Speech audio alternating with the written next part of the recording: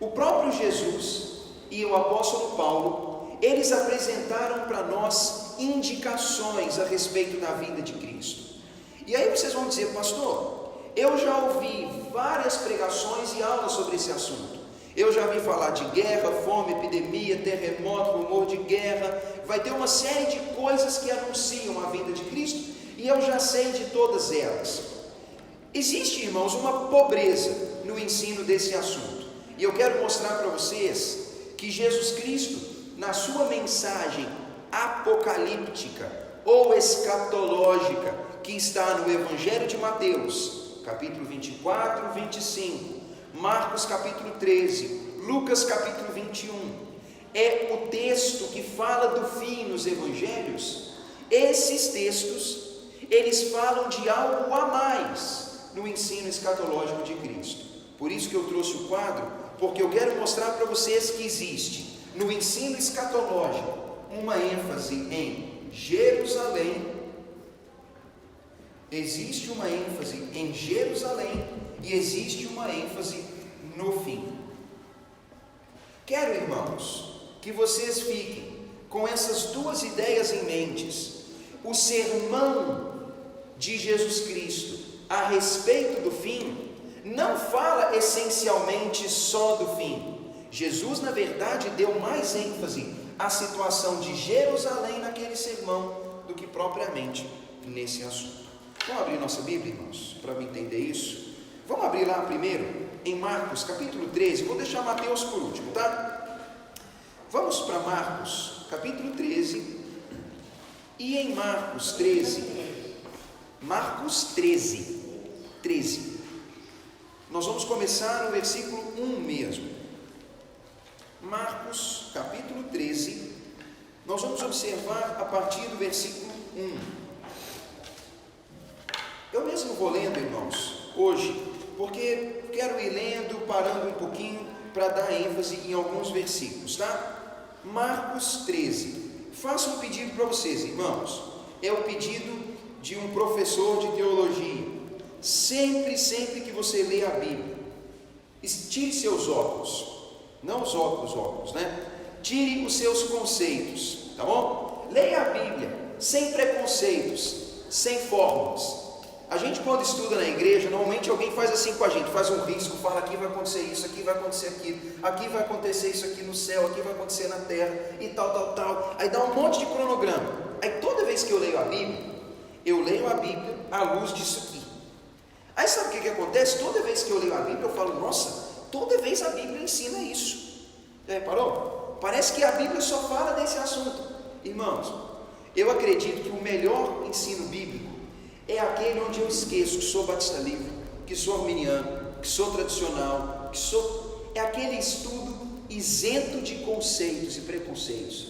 Vou ler a Bíblia como um cara que mora numa ilha deserta, que nunca conversou com ninguém, que nunca ouviu nada de ninguém. Ele não está preocupado se Deus predestina ou se o homem escolhe. Ele não está preocupado se tem milênio, se não tem milênio. Ele só vai ler a Bíblia, porque ele nunca ouviu falar dessas coisas da boca do homem. E o que a Bíblia disser é o que a Bíblia disse. Não é melhor estudar a Bíblia assim, irmãos? Mas isso está pano para manga, né? Os pastores das igrejas não gostam disso aí não, porque o povo acaba interpretando a Bíblia, às vezes, de uma forma que pode trazer assim um pouco de coceirinha na cabeça, né, irmãos? Mas eu acredito que a gente precisa fazer isso, porque infelizmente, sempre que a gente estuda escatologia, a gente coloca o nosso óculos, o meu óculos ideológico da escatologia. Eu falo: não, eu acredito nisso, nisso e nisso, então eu vejo tudo na Bíblia à luz do óculos que alguém me deu. Porque, irmãos, alguém deu para você um conceito um dia, você não adquiriu ele sozinho. Um pastor, um professor, numa escola dominical, alguém fez um óculos desse de entendimento e falou: usa esse. Aí eu leio a Bíblia engolindo tudo que passa por aqui. E, irmãos, não gosto disso, tá? Vamos ler sem preconceitos e deixar a Bíblia ser o veredito. Marcos capítulo 13, versículo 1. Vamos pegar o contexto aqui onde diz: ao sair Jesus do templo, disse-lhe um dos seus discípulos: mestre, que pedras, que construções? Mas Jesus lhe disse: vês essas grandes construções? Não ficará pedra sobre pedra que não seja derribada. No Monte das Oliveiras, diante do templo, defronte do templo, achava-se Jesus assentado quando Pedro, Tiago, João e André lhe perguntaram em particular: dize-nos, quando sucederão estas coisas e que sinal haverá quando todas elas estiverem para se cumprir? Vamos parar um pouquinho aqui, irmãos. Vejam o contexto do sermão escatológico. Entendam o contexto. É o mesmo contexto em Marcos, Lucas e Mateus. Jesus Cristo está no templo com os discípulos. E quando eles estão saindo do templo, alguém chega e fala: Jesus, olha esse prédio, olha as colunas, olha o tamanho da construção. Irmãos, o templo de Jerusalém, ele era lindo. O templo de Jerusalém era lindo, lindo, lindo mesmo. Só para vocês entenderem um pouco mais a respeito do templo. O templo, irmãos, ele foi construído por Salomão, provavelmente no ano 950 antes de Jesus. Esse templo foi destruído no ano 586. O templo foi destruído. No ano 515, quando eles voltaram da escravidão, eles reconstruíram o templo. Mais ou menos lá no ano 300 e pouquinho, o templo começou a ser alvo de ídolos ali inseridos. O templo foi profanado com sacrifícios impróprios. O templo foi zombado por um homem chamado Antíoco Epifânio nos anos 300, 200 e 100, eu não lembro a data exata. Mas no ano, vamos dizer aqui, provavelmente no ano entre 60 e 20, já não lembro a data exata, irmãos, mais nada, Herodes, o rei Herodes, ele fez umas melhorias no templo. O templo foi construído por Salomão, reerguido por Esdras e Neemias, e mais ou menos nessa época o rei Herodes, ele deu uma melhorada no templo. O templo dos dias de Jesus, irmãos, ele já não era o que Salomão fez, porque ele foi destruído. Ele foi reconstruído, o segundo templo, por Esdras e Neemias, lá nos livros bíblicos, e depois Herodes, ele fez umas adaptações no templo. Ele fez umas melhorias, ele aumentou umas salas, uns espaços, e o templo era maravilhoso. Tinha riquezas, ele era grande, ele tinha grandes colunas, tinha uma beleza enorme, e o povo se gabava do templo. O judeu, quando chegava no templo, ele falava: oh, que templo maravilhoso. Então alguém fala isso para Jesus, e Jesus, preocupado com o prédio, irmãos, Jesus está preocupado com isso. Ele fala: meu filho, quero te dizer uma coisa, foi bom você ter tocado no assunto, que eu quero te falar uma coisa aqui. Falando do templo, eu quero te dizer que vai chegar um dia em que não vai ficar pedra sobre pedra, tudo vai ser destruído. Poxa, Jesus também pegou pesado, né, irmãos? Como é que é isso? A glória do judeu, o templo dele vai ser derrubado? Como pode isso? Então eles ficaram com isso na cabeça. Quando eles saem do templo, eles vão ao Monte das Oliveiras. Do Monte das Oliveiras, certamente dava para ver o templo. E eles estão ali sentados, ali por perto. Então, João, André, Tiago e Pedro chegam até Jesus e falam: Senhor, fala para nós, quando isso vai acontecer? Quando esse evento vai acontecer? Dá-nos alguns sinais. Dá-nos alguns sinais disso. Compreenderam o contexto, irmãos? Esse é o contexto. Tem a ver com Jerusalém, tem a ver com o templo, em primeiro lugar. Vamos continuar o texto. Diz assim, 13:3 agora. Diz... Vou ler no 3 de novo. No Monte das Oliveiras, defronte do templo, achava-se Jesus assentado quando Pedro, Tiago, João e André lhe perguntaram em particular: dize-nos quando sucederão estas coisas e que sinal haverá quando todas elas estiverem para se cumprir. Então Jesus passou a dizer-lhes: vede que ninguém vos engane. Muitos virão em meu nome dizendo: sou eu, e enganarão a muitos. Olha um sinal que Jesus dá. virão falsos cristos, falsos mestres dizendo: sou eu. Esse é um sinal que Jesus dá, homens dizendo ser ele. Fala no versículo 7: quando, porém, ouvirdes falar de guerras e rumores de guerras, não vos assusteis, é necessário assim acontecer, mas ainda não é o fim. Vejam o segundo sinal que Jesus apresenta: quando nós ouvirmos falar das guerras, das possibilidades de guerras, Jesus diz: não se assustem, é necessário que isso aconteça, mas é apenas um sinal, porque essas guerras não são o fim. Versículo 8: porque se levantará nação contra nação, e reino contra reino, inimizade entre os povos. Ele fala na continuidade: haverá terremotos em vários lugares, e também fome. Estas coisas são o princípio das dores. Estai vós de sobreaviso, porque vos entregarão aos tribunais e às sinagogas. Sereis açoitados, e vos farão comparecer à presença de governadores e reis, por minha causa, para servir de testemunho. Mas é necessário que primeiro o evangelho seja pregado a todas as nações. Quando, pois, vos levarem e vos entregarem, não vos preocupeis com o que haveis de dizer, mas o que vos for concedido naquela hora, isso falai, porque não sois vós os que falais, mas o Espírito Santo. Um irmão entregará outro, e o pai ao filho. Filhos haverá que se levantarão contra os seus progenitores e os matarão. Sereis odiados de todos por causa do meu nome. Aquele, porém, que perseverar até o fim, esse será salvo. Uma pausa aqui, irmãos. Lembrem-se do contexto. Jesus fala que não ficaria pedra sobre pedra que não fosse derrubada. Jesus Cristo aborda então com os discípulos uma ocasião em que o templo seria destruído.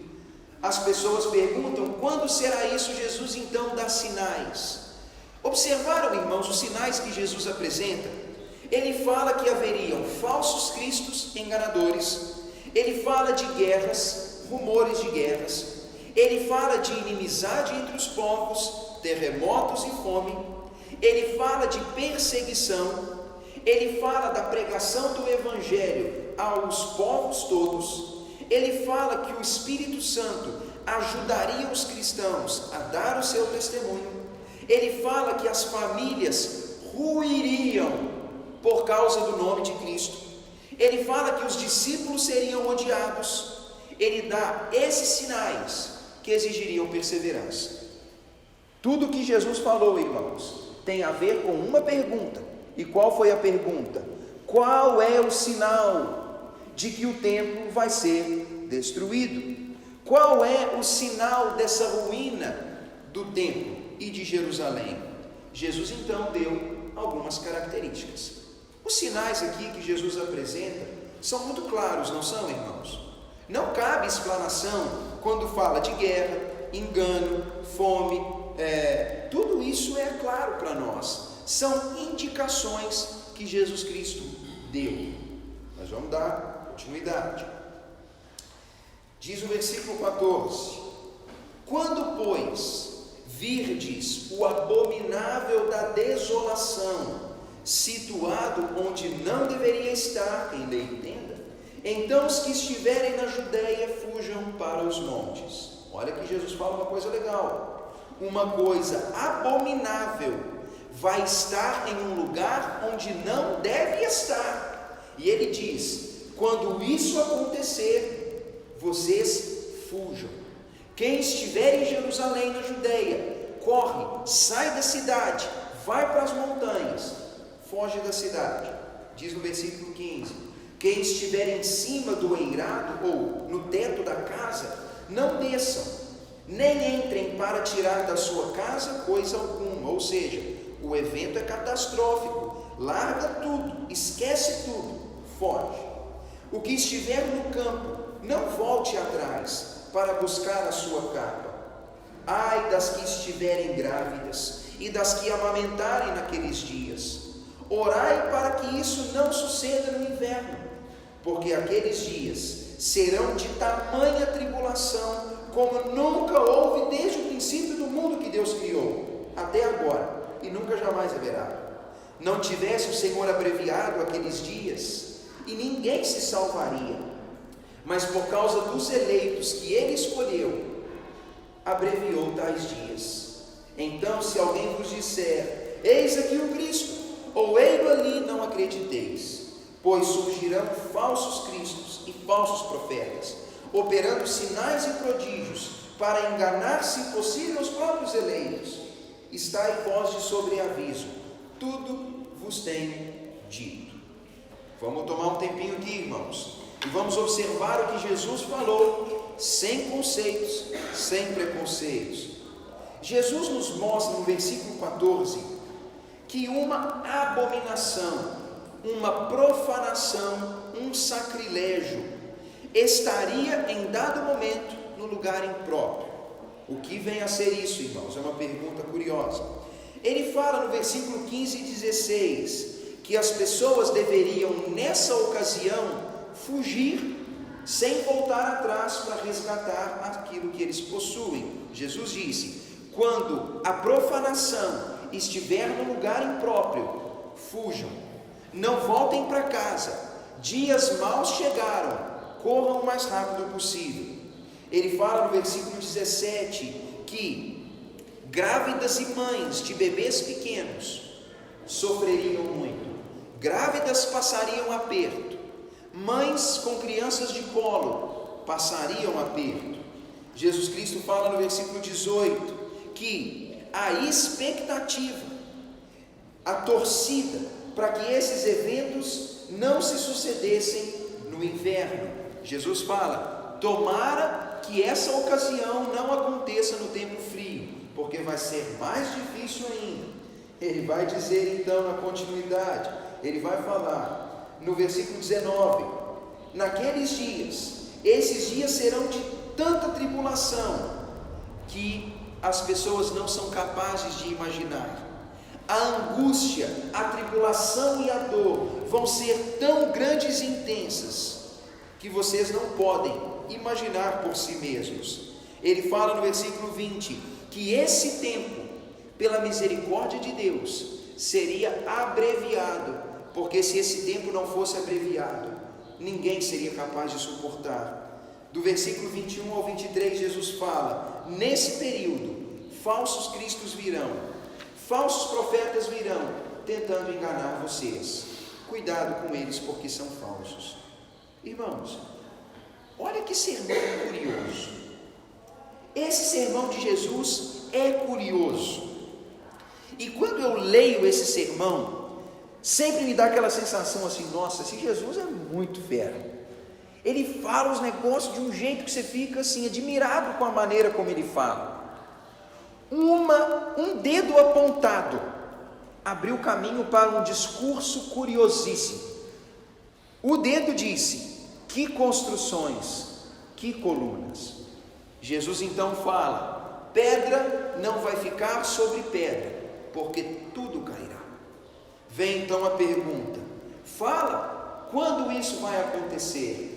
Jesus então começa a destrinchar o seu ensino, falando de engano, de guerra, de inimizade, de terremoto, de fome, de perseguição, de pregação do Evangelho, o auxílio do Espírito para que o Evangelho seja pregado, famílias destruídas por causa de Cristo, ódio direcionado aos discípulos. Ele fala que uma coisa abominável seria colocado num lugar errado. Ele fala que as pessoas nesse tempo iriam fugir. Ele demonstra pena das grávidas e mães de bebês pequenos. Ele fala para que eles torcessem para que esses dias não acontecessem no inverno. Ele fala da extensão da tribulação. Ele fala que Deus abreviaria e que haveria mais e mais engano. No final desse discurso, vamos ler o versículo 24, Jesus diz: mas naqueles dias, no versículo 24: mas naqueles dias, após a referida tribulação, o sol escurecerá, a lua não dará sua claridade, as estrelas cairão do firmamento e os poderes do céu serão abalados. Então verão o Filho do Homem vindo nas nuvens com grande poder e glória, e ele enviará os seus anjos e reunirá os seus escolhidos de todas as partes da terra, de uma a outra, da terra até ao céu. Jesus Cristo, irmãos, depois de anunciar todos esses eventos, ele fala para os discípulos que ele voltará. Ele dá indicações, e no final da indicação ele diz: quando tudo isso estiver acontecendo, se preparem, porque o céu terá sinais ali, e eu voltarei para buscar todos os que são meus. Certamente, irmãos, ficou uma interrogação enorme na cabeça dos discípulos. Ele está falando de Jerusalém? Ele está falando do templo? Ou agora ele está falando do fim? Não é uma pergunta que fica? Como fica isso? É do templo? É a destruição de Jerusalém? É o fim? Como é que funciona isso? O que Jesus está falando na verdade? Porque ele mistura a destruição do templo com o fim, com a sua volta. Talvez a pergunta não seja entender, porque tem dúvidas, eu sei, irmãos, vou saná-las. Mas, lendo o texto, o que o texto diz ficou claro? Talvez o abominável da desolação, o abominável não, né? Mas, vocês compreenderam a ideia de Jesus? Não vai ficar pedra sobre pedra, sinais acontecerão, algo horrível vai tomar lugar. Grávidas, mães, o povo vai sofrer, se preparem para isso. Mas no final de tudo que acontecer eu vou voltar. Isso é o ensino. Vamos para Lucas, irmãos.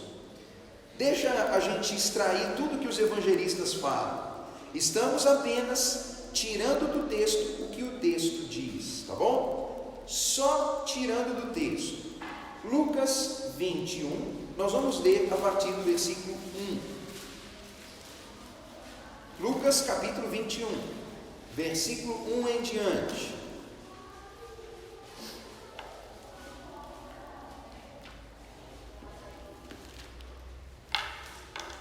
Evangelho de Lucas, capítulo 21,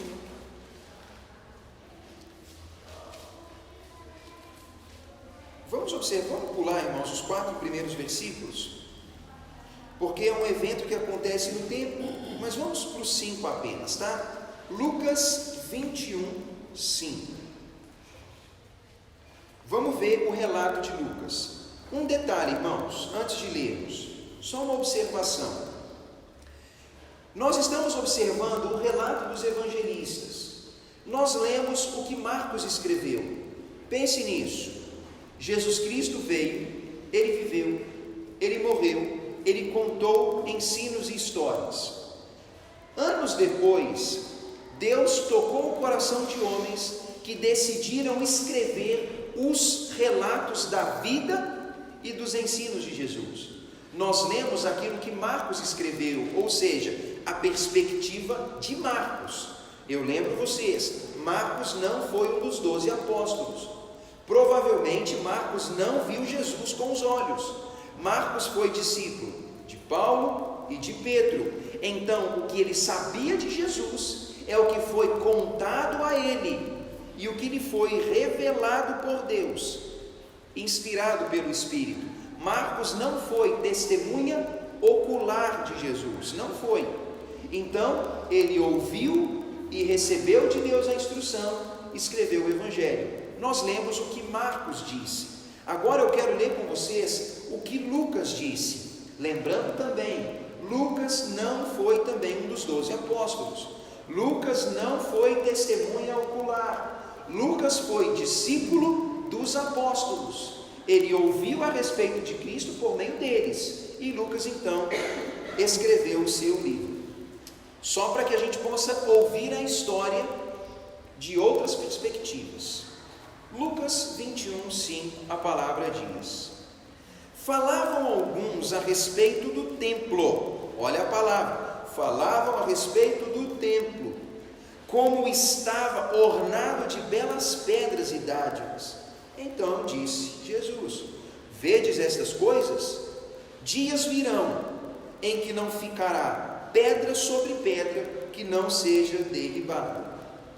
Perguntaram-lhe então: mestre, quando sucederá isto? E que sinal haverá de quando estas coisas estiverem para se cumprir? A mesma coisa que Marcos narra. Respondeu então ele: vede que não sejais enganados, porque muitos virão em meu nome dizendo: sou eu, e também chegou a hora, não o sigais. Quando ouvirdes falar de guerras e revoluções, não assusteis, pois é necessário que primeiro aconteçam estas coisas, mas o fim não será logo. Então lhes disse: levantar-se-á nação contra nação e reino contra reino. Haverá grandes terremotos, epidemias e fome em vários lugares, coisas espantosas e também grandes sinais do céu. Antes, porém, de todas estas coisas, lançarão mão de vós e vos perseguirão, vos entregarão às sinagogas e às prisões, levando-os à presença de reis e de governadores por causa do meu nome. E isso vos acontecerá para que deis testemunho.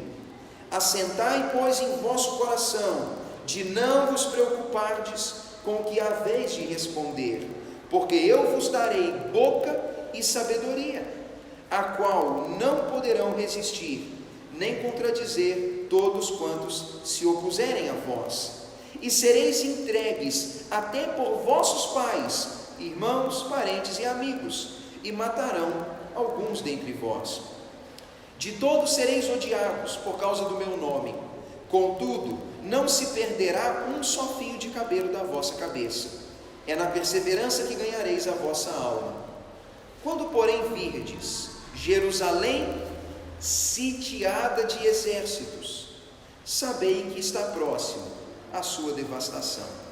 Então os que estiverem na Judeia, irmãos, é o estado onde está Jerusalém, fujam para os montes. Os que se encontrarem dentro da cidade, retirem-se da cidade.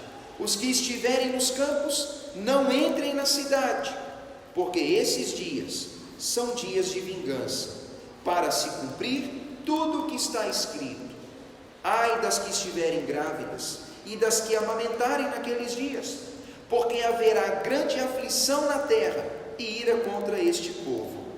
Cairão a fio de espada e serão levados cativos para outras nações, e até que o tempo dos gentios se completem, Jerusalém será pisada por eles. Haverá sinais no sol, na lua e nas estrelas. Sobre a terra haverá angústia entre as nações e perplexidade por causa do bramido do mar e das ondas. Haverá homens que desmaiarão de terror e pela expectativa das coisas que sobrevirão ao mundo, pois os poderes do céu serão abalados. Então se verá o Filho do Homem vindo numa nuvem, com poder e grande glória. Ora, ao começarem estas coisas a suceder, alegrai-vos e erguei a vossa cabeça, porque a vossa redenção se aproxima. O relato de Lucas, irmãos, ele é muito semelhante ao de Marcos. Concorda comigo? Quando nós lemos o texto, é o ensino o mesmo. Isso prova que não há contradição nos evangelhos, que eles complementam o relato um do outro. Eu insisto nisso aqui, irmãos. Homens diferentes escreveram a respeito da mesma coisa, em anos e locais diferentes. O relato deles ser igual ou parecido é um sinal de que a história é verdadeira. Duas pessoas contando o mesmo caso, pessoas de cidades e épocas diferentes, falando daquilo e contando a mesma coisa, você fala: opa, o caso é verídico. Então Lucas, irmãos, narra para nós o mesmo episódio, o templo. a pergunta a respeito da destruição do templo, Jesus apresenta sinais: guerra, terremoto, perseguição, inimizade, falsidade, uma série de eventos. Uma pequena diferença e um pequeno detalhe que Lucas apresenta se encontra no versículo 20. É um relato interessante, porque o versículo 20 diz: quando vocês virem que Jerusalém está sitiada de exércitos, sabei que está próxima a sua devastação. Marcos disse que uma coisa abominável estaria num lugar impróprio. Lucas diz que Jerusalém estaria cercada de exércitos. Eles apresentam um sinal. A pergunta que eu faço diante de Lucas é: ele está falando só de Jerusalém? Ele está falando só do templo? Ou ele está falando também do fim? Fala de quê, irmãos? O assunto diz respeito a apenas um dos três assuntos? Não. O horário não vai deixar eu ir para Mateus. Embora, irmãos, tinha que ter pelo menos mais uma hora ou duas, para a gente continuar, mas não é possível. Mas lembra, vocês têm que vir semana que vem, hein? Porque quem não vier semana que vem vai ficar boiando, tem que vir. Seguinte, nós lemos 2 evangelhos. Eu não fiz nada, irmãos, entendam isso. Eu não fiz interpretação, eu não fiz explicação, não fiz nada, só li. Nós só lemos. E ler é o princípio da coisa, não é? Tudo começa quando a gente lê. E o texto, então, lido, ele diz para nós a respeito de Jerusalém, do templo e aparentemente do fim. Só para a gente terminar essa aula, irmãos, com um pouco de compreensão, eu quero dizer para vocês o seguinte: quando nós falamos de Jerusalém,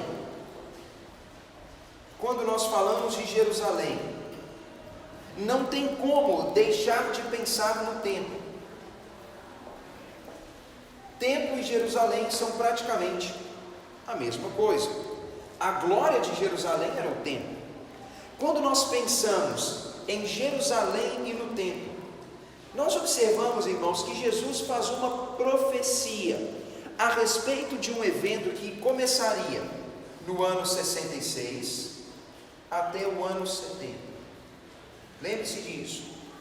Se Jesus falou aquelas palavras, digamos, no ano 30, ele estava falando de eventos que aconteceriam dali a 40 anos aproximadamente.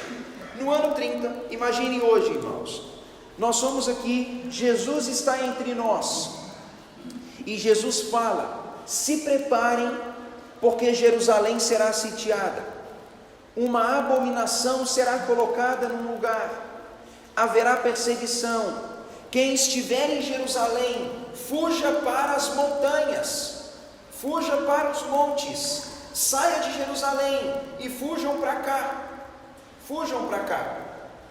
saiam da cidade, fujam daqui, porque esse tempo vai ser angustiante e muito sofrimento acontecerá aqui.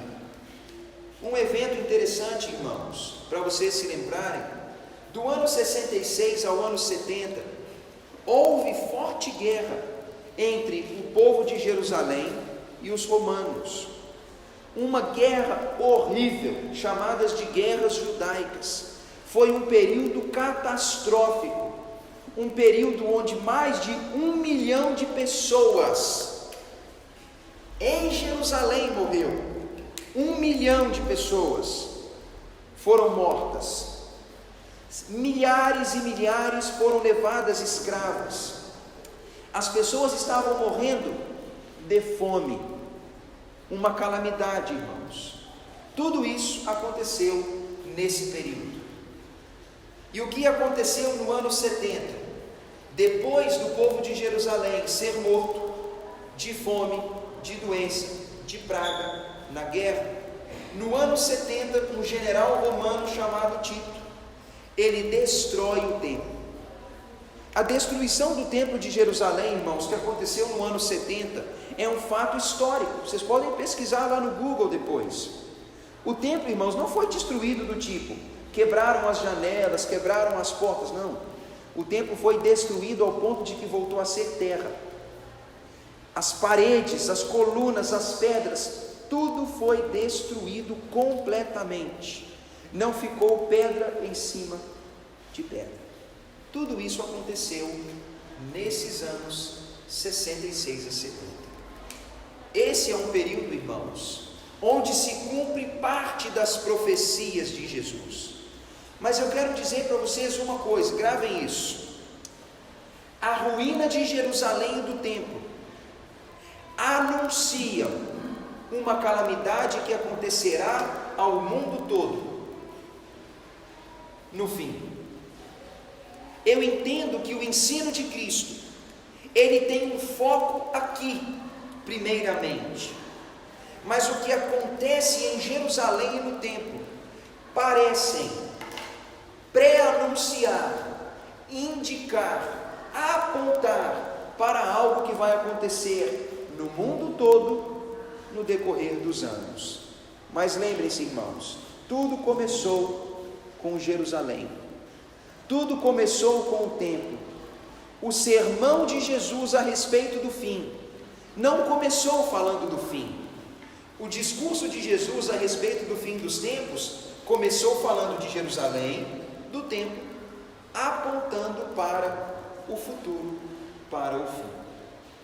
Uma coisa, irmãos, que é importante entender é que quando nós lemos tanto Marcos quanto Lucas, eu tenho que admitir para vocês o seguinte: Jesus não está falando só sobre o fim, e Jesus não está falando só sobre Jerusalém e o templo. Jesus está falando sobre as duas coisas. Jesus fala dos dois assuntos: da destruição de Jerusalém, porque ela seria sitiada, algo abominável seria colocado ali, o povo de Jerusalém deveria fugir, eles deveriam salvar a sua vida, mas Jesus fala: isso é só um sinal de que coisas maiores acontecerão até que eu venha e que o fim tenha chegado. Só um detalhe, irmãos. Bem, sim, Nilson.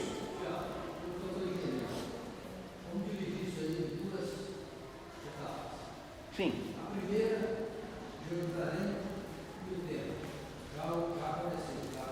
Sim, já aconteceu. A segunda, que é o fim? Que é o fim, que vai, se nós estivermos vivos nessa época, Sim. vamos ver essa questão. Sim. Agora, isso já é parte da população? Nilson, creio que sim. Pense nisso. Olha como que é legal, irmãos. O sermão de Jesus a respeito do futuro, ele fala de Jerusalém, do templo e da volta dele. Olha como que é legal, irmãos.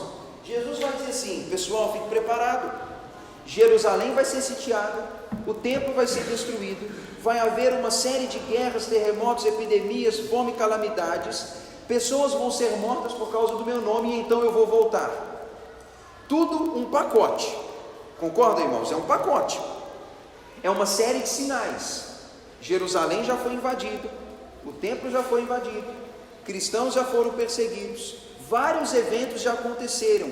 Indica, Nilson, que na lista de coisas que Jesus enumerou para que ele voltasse, várias delas já se cumpriram e várias estão por se cumprir, o que indica que os sinais dados por Jesus, começando por Jerusalém, já estão se cumprindo. E pensem nisso, irmãos, só para estender um pouquinho a pergunta do Nilson. Para o judeu era inconcebível imaginar a destruição da sua cidade e do seu templo. Imaginem isso, irmãos. Um judeu imaginar que o seu templo seria destruído. Vocês lembram o que aconteceu em Atos capítulo 1? Quando Jesus estava sendo elevado às alturas e que apareceram dois anjos ao lado de Cristo. As pessoas que testemunharam aquele evento perguntaram: Senhor, fala para nós, é agora que o Senhor vai restaurar o nosso reino? Eles estavam perguntando a Jesus: será que é agora que o nosso reino vai ser restabelecido? Ou seja, a nossa cidade vai voltar a ser um reino, o nosso templo vai ser o templo de um reino agora. Será que chegou o momento em que Israel, que Jerusalém vai ser uma nação, um reino forte de novo? Eles estavam pensando, irmãos, a respeito deles, que eles voltariam a ser um reino que dominaria outros. O que o judeu tinha em vista era a glória dele. O judeu tinha em mente que eles seriam uma nação poderosa, que eles prosperariam, que eles iriam longe. Só que na verdade, irmãos, não era isso que Jesus sabia que ia acontecer. O judeu estava esperando a glória, mas Jesus anuncia para eles a ruína.